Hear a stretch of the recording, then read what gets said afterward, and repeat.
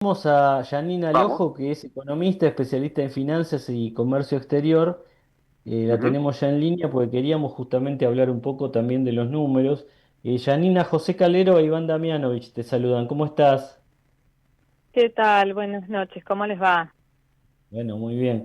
Gracias por atendernos.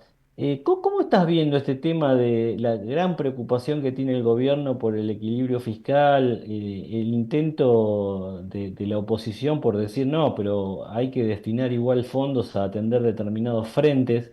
¿Qué análisis haces de eso? Bueno, a ver, el compromiso del gobierno desde el momento cero fue mantener el equilibrio fiscal, es decir, cada gasto que se hace tiene que tener su contrapartida en un ingreso y si uno quiere aumentar el gasto en algo hay que ajustar en otro. Tiene cierta lógica, yo lo haría la comparativa con lo siguiente. Si vos en una casa tenés ingresos por 100, ¿sí? Vos sabés que no podés gastar mucho más de 100. ¿Por qué? No, si no tenés que recurrir a alguna forma de financiamiento. Por ejemplo, podés decir, bueno, tengo una tarjeta de crédito y puedo gastar 20 más porque me da ese crédito. El tema es, el mes siguiente, ¿tengo capacidad para el repago de esa tarjeta de crédito, esos 20 que pagué en exceso? ¿Sí o no?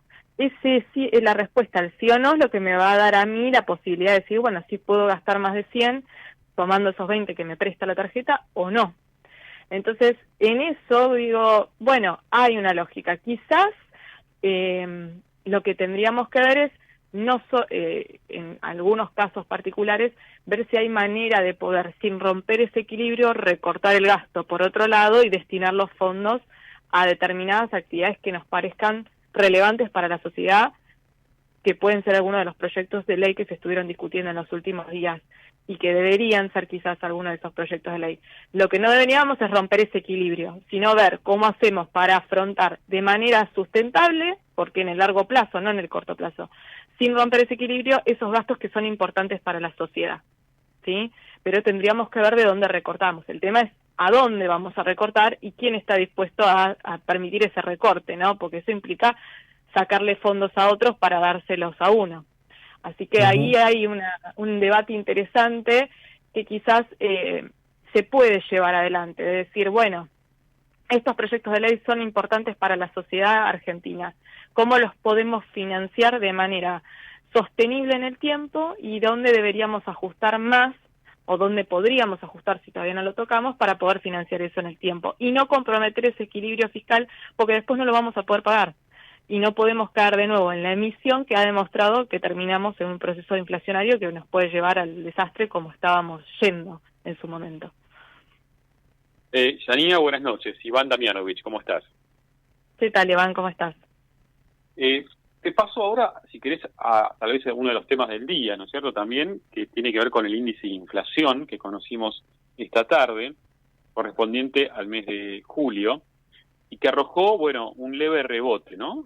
Subiendo al Sí. 1,9%. ¿Qué análisis haces de esta cifra? A mí no me preocupa un pequeño rebote, o sea, en la comparativa, en lo intermensual. Obviamente todos queremos que se desacelere la inflación.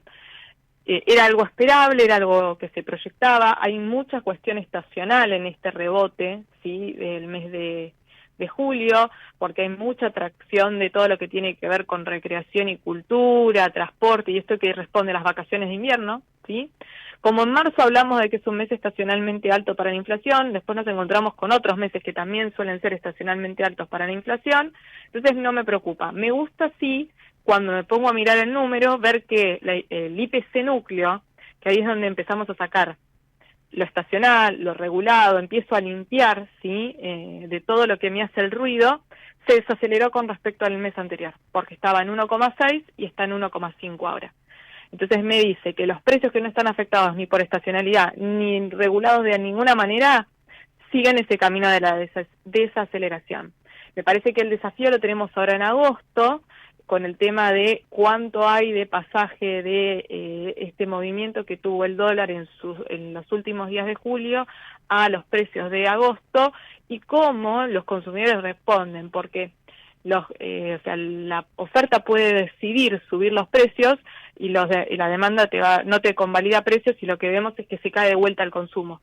Y el problema es que si se cae de nuevo el consumo, la vuelta que necesitamos que dé la economía para reactivarse no se da, ¿sí?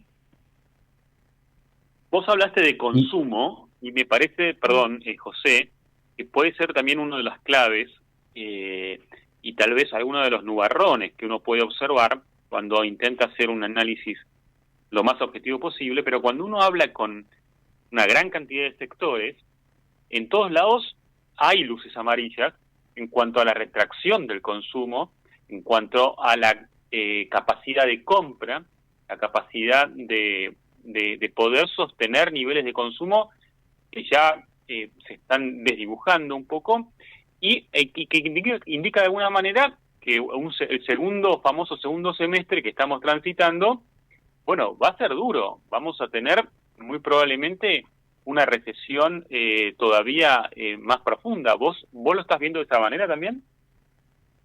Mira, vamos a tener un segundo semestre bastante particular, y era esperable que fuera particular porque en el medio tenemos un proceso electoral.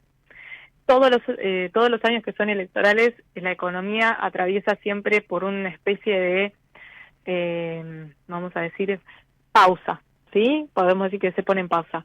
Un mes antes de las elecciones se empieza a sentir como que el consumidor retrae sus consumos, se pone en una posición defensiva, y la oferta también empieza a querer no vender porque no sabe qué va a pasar.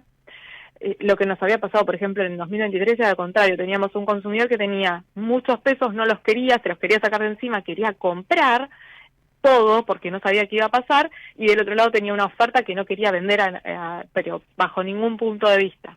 Pero lo normal es lo otro, es que se pare el consumo, que todo se ponga como un stand-by a ver qué pasa.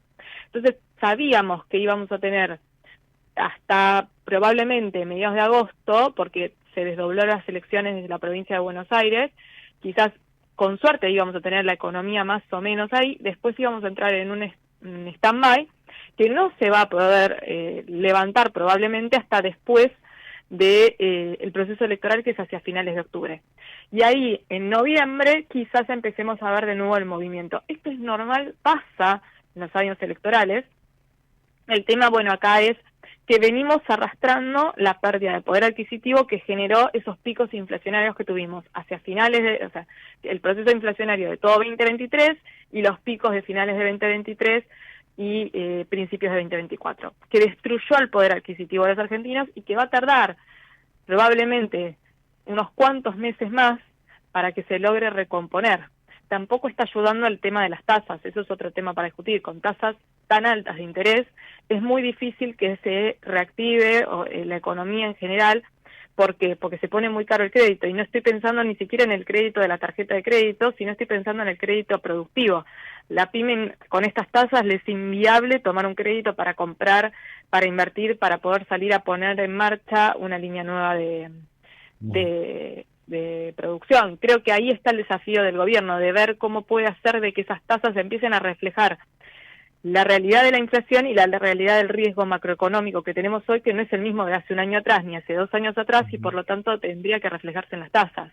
Las tasas no bueno, pueden... paradójicamente, Luis Caputo, que es un hombre que viene de las finanzas y, bueno, dicen que era un mini lobo de Wall Street, mini, ¿no? Obvio.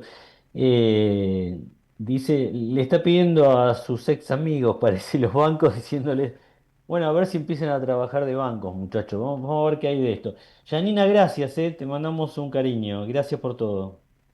No, gracias a ustedes, fue un placer como siempre. Y buenas noches. Bueno, ahí estaba nuestra amiga Janina Lojo, economista, especialista en finanzas y comercio exterior.